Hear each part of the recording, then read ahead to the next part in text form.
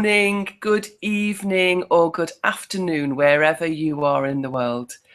My name's Marion Bevington. I am the Vision host here on Radio Works World. And Radio Works World and the show that with me, the Vision host, we're here to offer you some insights into how to have a life that is better. How to have a life where you improve on yesterday, on who you were yesterday. How to have a life where you know that your future, the vision of your future, can be a better place than your past. Or maybe you had a fabulous past and you want your future to be fabulous too. So it's a way to make sure that we do have that fabulous future. Being fabulous isn't all about always being in a positive state, because it's natural to go through the full range of emotions. So we've got loads of emotions that pass through us constantly. Sometimes we're happy, sometimes we're sad, sometimes we're angry, sometimes we are playful. We've got so many different emotions, and they are a natural part of our experience. And very often I hear people who are trying to stay positive and always have positive thoughts, and they deny themselves sadness. And yet there is a real beauty in sadness. It's a natural emotion. And it will happen naturally when something happens that we are sad about. So, for example, if you have a pet and you really love that pet and it dies, then you're going to feel sad. And it's natural to do that, to grieve. It's natural to do it. When we start to have problems is when we refuse to accept what is. So sadness is an emotion, and emotions move. They are temporary.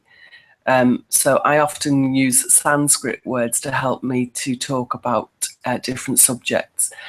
And Sanskrit word for temporary is anitya. Anitya. Anitya means temporary. And emotions are that. They are temporary. So I love one of my lovely friends and teachers, who's called Marion, who's an amazing therapist here in London. She talks about, I am the sky. I am the blue, vast, infinite sky. That's my source and myself with a capital S. So I am the sky. Excuse me. And emotions are like clouds, and they pass through and they change shape sometimes. Sometimes they can build on each other and create a huge bank and a huge storm, but the sky remains. So I am that sky, and the clouds are passing, temporary but necessary. They're here. I have to accept them. If I don't accept the clouds, then I'm creating problems through my not accepting them. Excuse me. Now, what I want to, what's been on my mind today, I do a meditation every morning. Sometimes I'll just lie in bed. Sometimes I'll be in the bath, or sometimes I will consciously sit in a place. But whatever happens every day, when I first wake up and I have a chance to, I just stay quiet for a moment and just notice my thoughts. And sometimes I'll choose a point of contemplation, or sometimes I will just choose to contemplate whatever the thought is that's with me, or the mood that's with me. And this morning I had a memory of a phrase came to mind. And that phrase was about a really deep fear, and something that I know through my work with clients and my work with many of my students and my work on myself, which is the only real experience that I have, I know that one of the biggest fears that happens to us is the thought of, who will I become? So if those clouds changed forever and I find I am just the sky, infinite, and going beyond the bounds of what I can see or hear or feel right now, then what does that actually mean? Because, you know, I'm in this material body, I'm living a material life, and I have this way of being in the world that's a personality.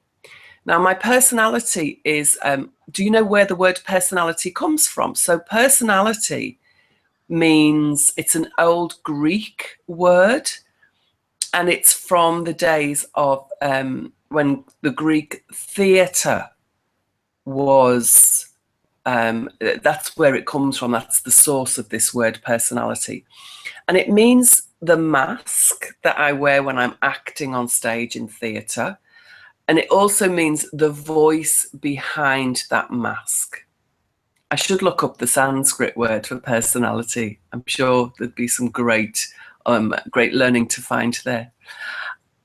So back to personality. So my personality is the mask that I'm wearing in order to be in this world, this material world. I can't just be the sky because I'm in this finite body, this finite existence as a human being right now. So in order to play that role, I wear this mask of personality. Now, my personality, there is a way of talking about it in yoga. My personality is made up of all of the things that are not me with a capital S. All of the parts of me that are, they begin in the sky. They begin with the me, the capital S, the sky that I am, the infinite being that I am. But then they manifest into this material reality on earth to interact with others and have relationships with others and have a life experience. Because one of the lovely things another of my teachers says is, if I was just the sky, if I was just infinite consciousness, then how would I know what mango tastes like? I love mango. I'm really happy to know what mango tastes like. So to know what mango tastes like, I need a tongue, I need taste buds, I need a way for the information from those taste buds to come into my mind or my head, into my brain, and then for that information to be translated so that the consciousness, the sky, can be aware of the experience of the taste of mango, or the smell of mango, or the feel of a mango, or the feel of a peach. Wow, the feel of a peach is amazing, isn't it? So for me to have these sensory experiences using these 5 limited senses in the body, I need to be embodied.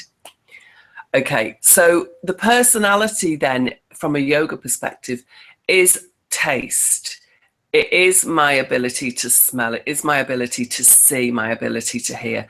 These are all parts of my personality because they are connected to my mind, which then translates the sensory input, the things that I put in, it translates them into an experience.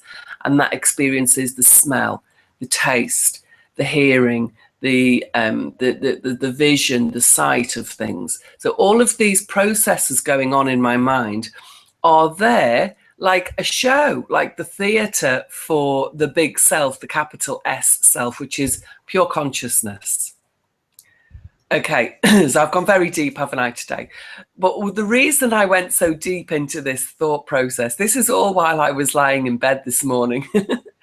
Excuse me. And the reason I've gone so deeply into this process is because when I choose to do very deep work on myself, it's aspects of my personality that I'm going to change. That when I do personal development, my personality is developed, is changed in some way. And another part of my personality is my identity. So, you know, things like I'm from Liverpool, so I can say I'm a Scouser. And people from Liverpool, we have, see, I said we, so I automatically am associating myself with this community. We have a great sense of humour. We are very good at making fun of ourselves. We are quick-witted. We are warm and open and friendly. We're very open-hearted, but we're also quite judgmental. And something I noticed when I first moved to London, I thought, wow, this is a really unfriendly place. People don't speak. It's like everybody's carrying this little grey cloud around. But after a while, when I went back to Liverpool, well, actually to Birkenhead, which is where I'm from, which is a small working class town on the other side of the Mersey. Have you heard that song, The Ferry Crossed the Mersey? Well, that's where I live, where the ferry goes. It's Birkenhead. That's where I came from before I moved to London. So when I first went back to Birkenhead after I'd been in London for a while, I realised that everybody is warm and friendly and everybody talks to everybody else. But there's another side to that behaviour where we also are very judgmental. So we know everybody else's business. And when I'm in London, people don't talk to each other and they don't know each other's business. And then there's a bit of a split in me about this, because I love it when I'm in a social context, I'm in a community where people support each other, where people know each other. But I don't like being judged. And so part of me is very happy to be in London and not to feel judged. So, you know, I can go out on the streets in my pajamas if I want to. I don't have to brush my hair. I can, you know, wear outrageous clothes. I can be very extravagant. I can be an extrovert. I can be a show off. I can be an actor. I can play any role. And I don't feel judged in London. And yet, if I did the same thing in Birkenhead, I'd probably be institutionalized. I would probably be sectioned and locked up, because everybody thinks they know me. But what they know and what they judge me by are all parts of my personality. So they know that I am funny. They might know that in their interpretation of me, they might think that, you know, oh, she's clever, or she's a bit snooty, or she's very down to earth, she's a bit bossy, or she's a great leader. There are always two ways to look at the same personality traits. But that's exactly what they are. They are just traits. And in the same way as emotions, they are temporary. So when I begin to do this deep work on personal development, I am starting to change these traits. So my personality is starting to change. So I'm undoing my identity, because I see myself as somebody who is funny, who is clever, who is, you know, I'm quick-witted. I have an answer for everything. Sometimes I'm right, sometimes I'm wrong. And I'm also a very deep thinker. And if I chose to completely unravel my own personality, and I chose to remove the behaviors that are just a personality, just the mask in front of me, the more of those that I remove, it's like the more of my identity that I'm removing. And then who will I be? And that's really scary. It's bringing fear. I can feel panic in my chest just when I allow that thought to take over my mind. But who will you be? If you stop being Marion, who's from Birkenhead, who's funny, who's, you know, I'm spiritual and yet I'm playful. If I stop being those things, or if I choose to take out parts of the behavior that are just there for show, just there for personality, that they're only there because of the ways that I've learned how to interact with the world, then just who is it that I'm going to become? So it's like, you know, if you lost your memory, say you hear stories, don't you, of people who've been in a car accident, or they've had a trauma to the head, a head injury, and they wake up and they don't know their name. They don't know where they came from. Their children come into the room. Another really scary thought about this is dementia and Alzheimer's. It's like, who is the person who has no memory? Who is the person who doesn't know they have a family? Who is that person who doesn't know their own name? And we say, where is she gone? This clump of memories, this story of who I used to be.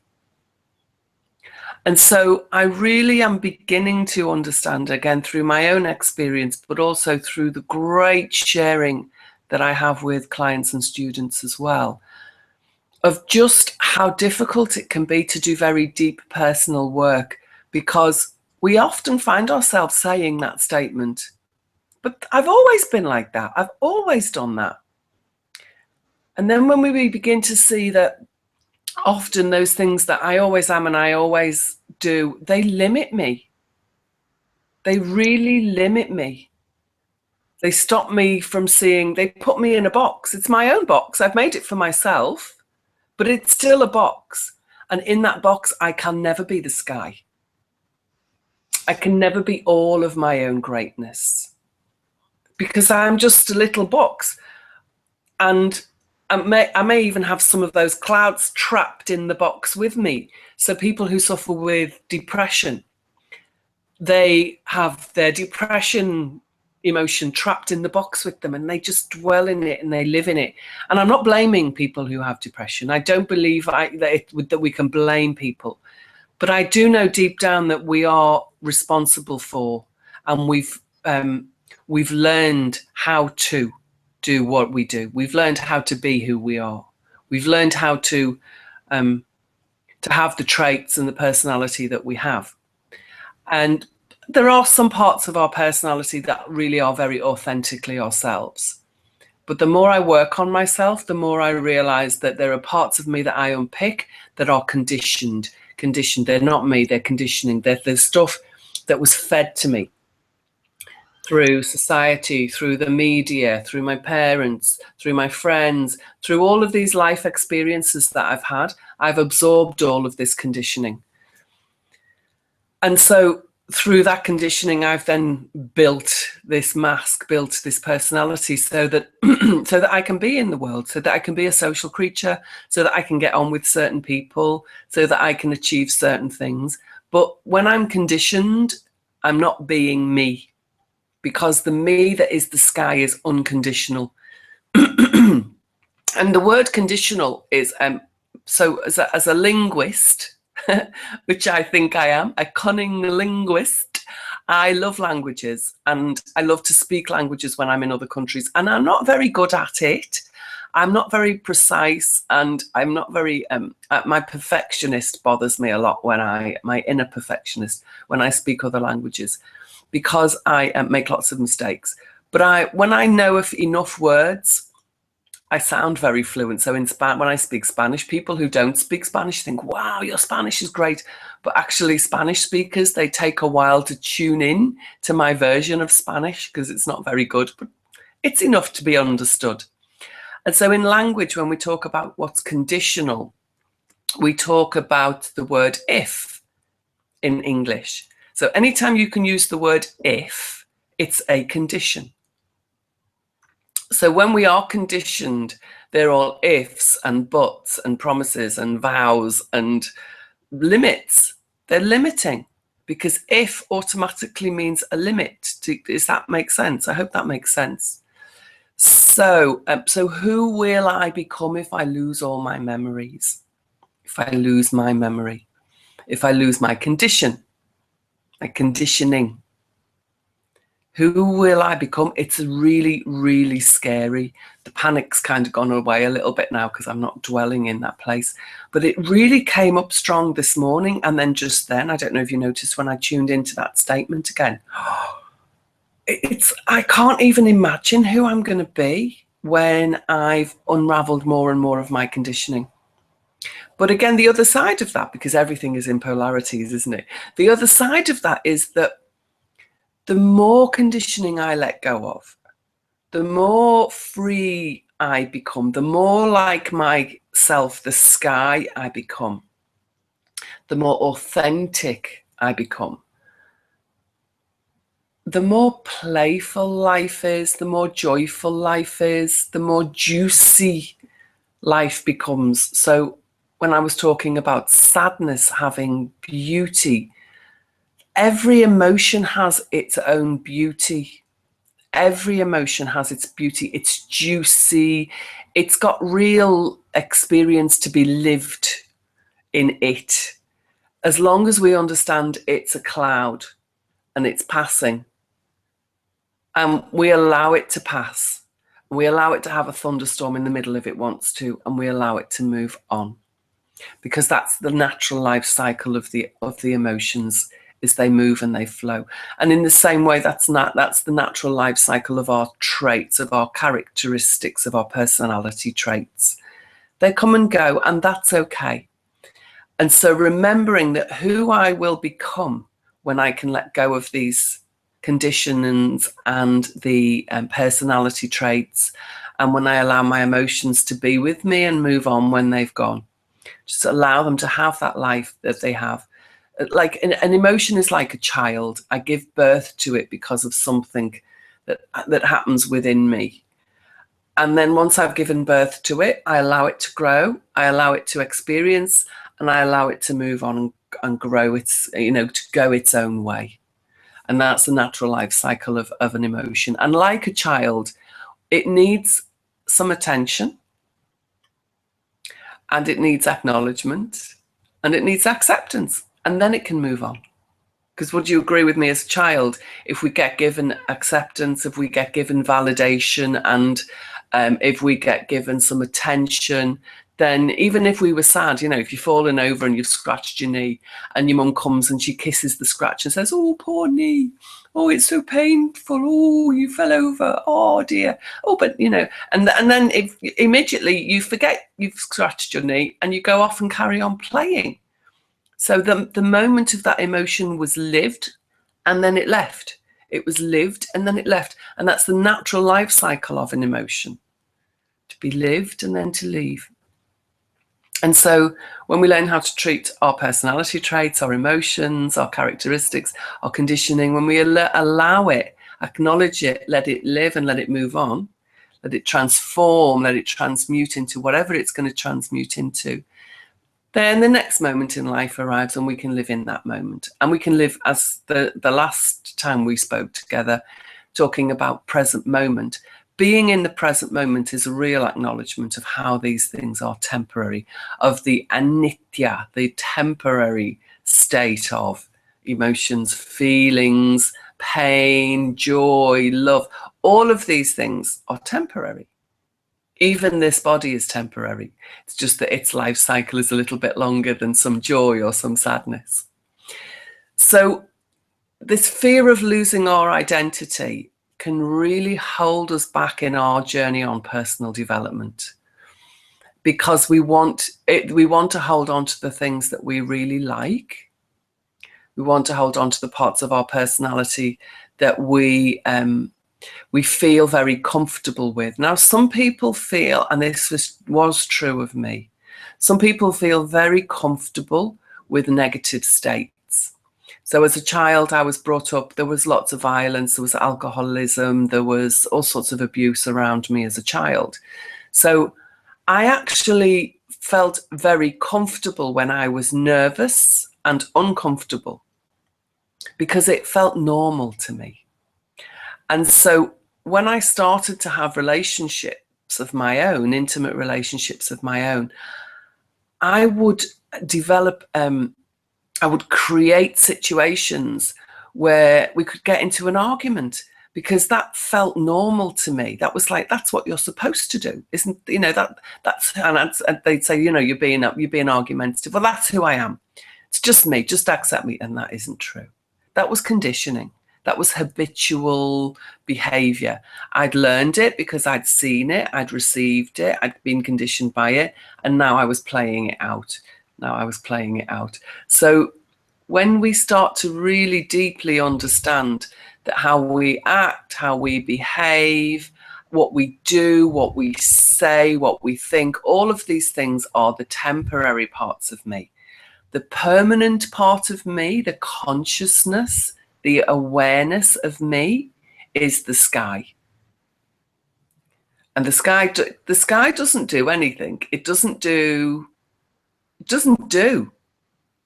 language, doesn't do judgment. It simply is. It's the observer. So the being.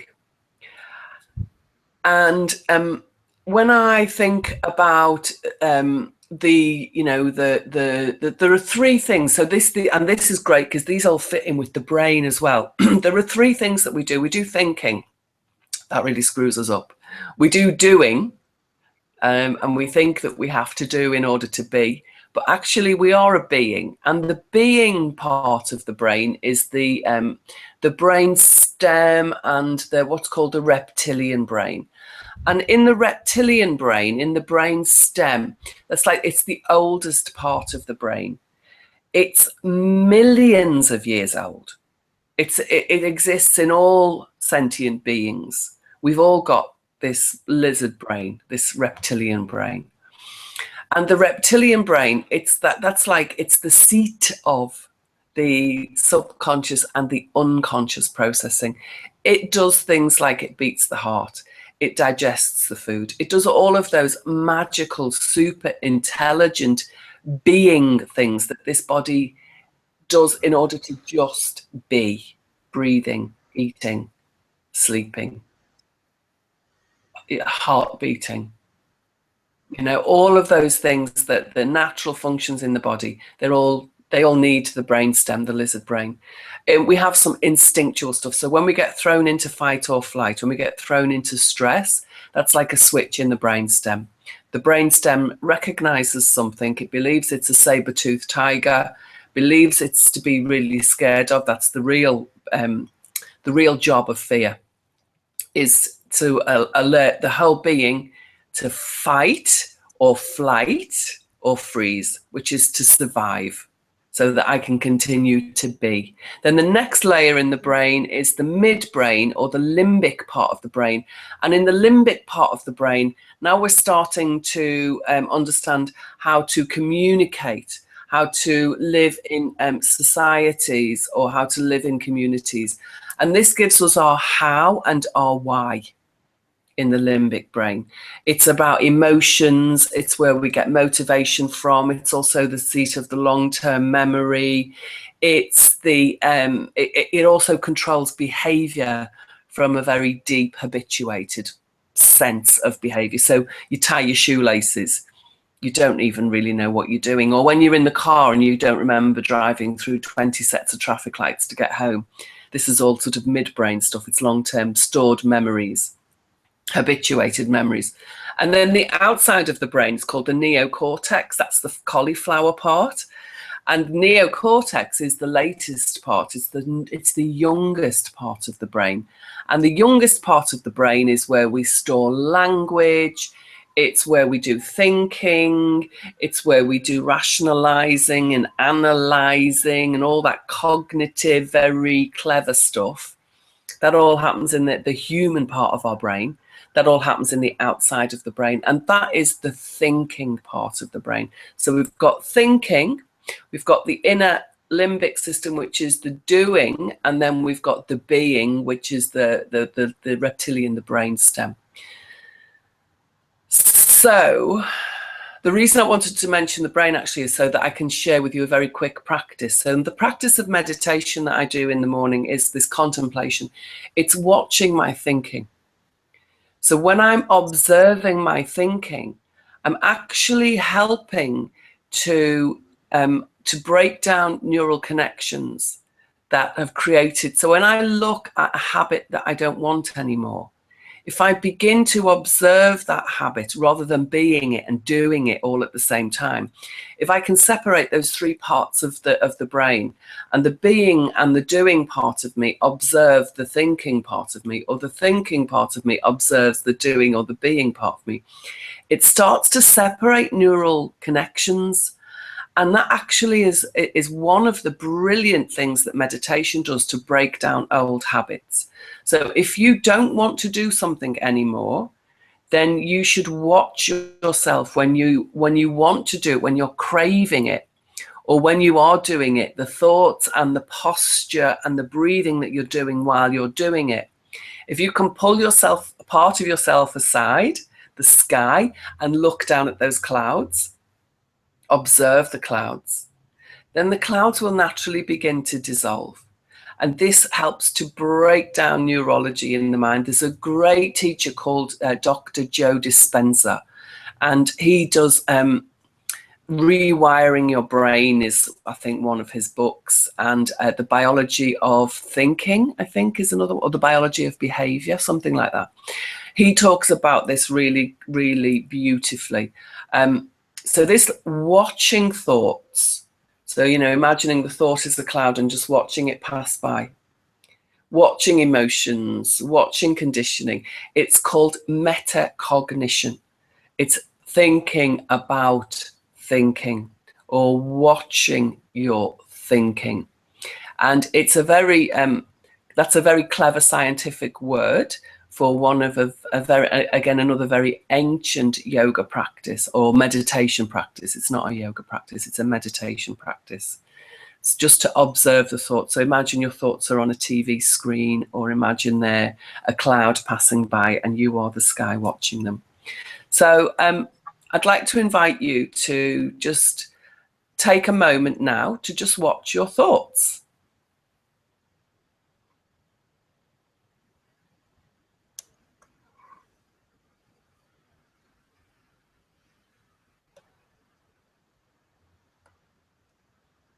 Are you thinking, how long is she going to be quiet for?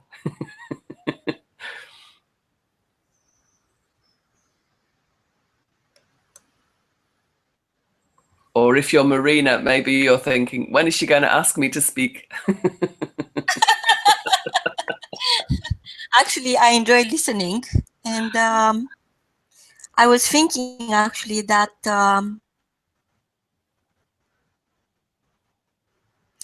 my reading started when I start listening to myself, to my thoughts, when I start asking myself better questions, totally different questions. Yeah. And this sky you are talking about, which is always there, Yeah. we like it or not, is it's almost like the rainbow. Yeah. There are so many colors. All these emotions are almost overwhelming if you don't listen to them, if you don't understand how to, if you don't give them a name. Yeah. I start naming everything. Okay. My thoughts, my moments, everything. Okay. I give a name the same way people way before me name today Thursday. And what if these people long ago never thought about naming the day? Yes. And the more I go into giving a name to everything, absolutely everything, my thoughts, my moments, my everything that is coming towards me, is almost like paying attention. Is almost like my undivided attention goes into it. Yeah. And this is living in the moment. This is who I am. I don't really care about what happened yesterday, but I know that right now I'm doing my very best the best I can to be better than yesterday.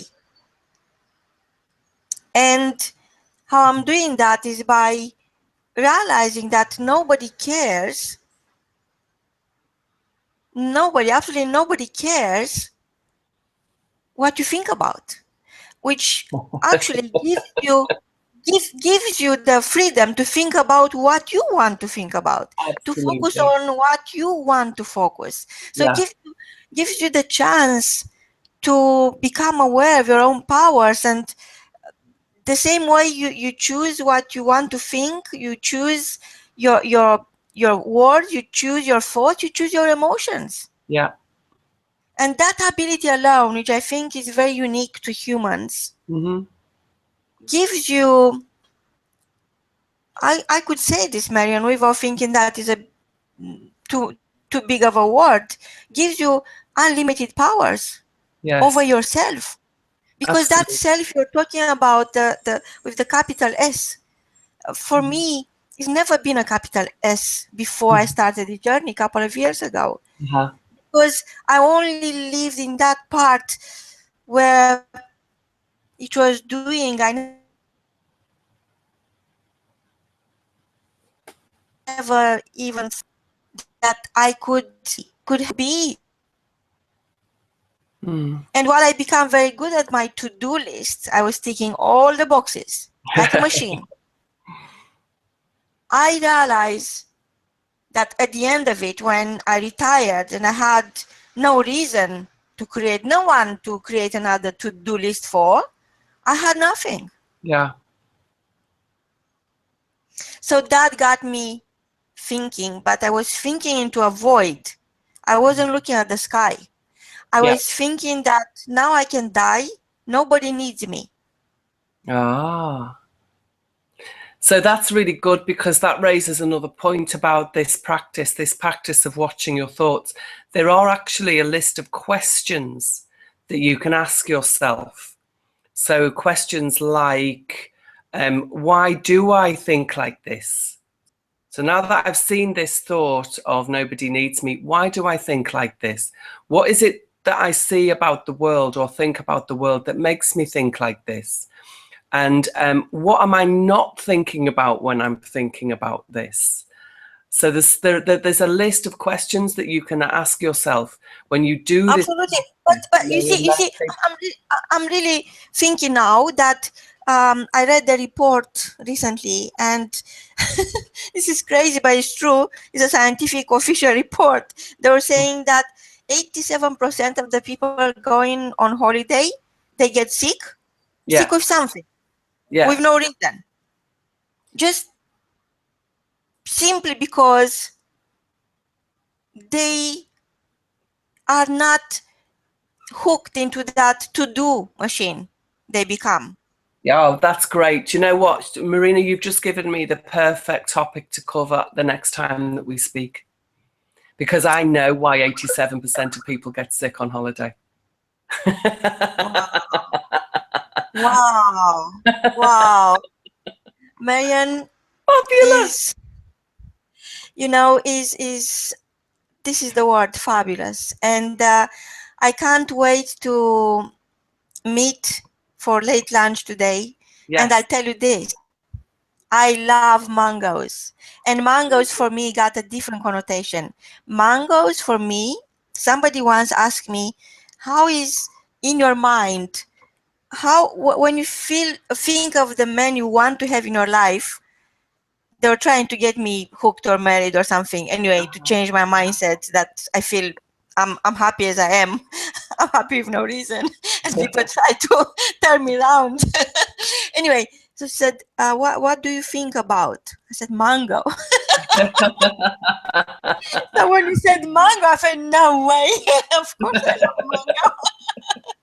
And I will definitely have mango salad. I don't know what you are going to choose, but I can't wait. And for our listeners, I think is an absolute privilege for all of us to be here listening to you, Marion, because you are sharing with us something which is so fresh in your mind just a couple of hours ago.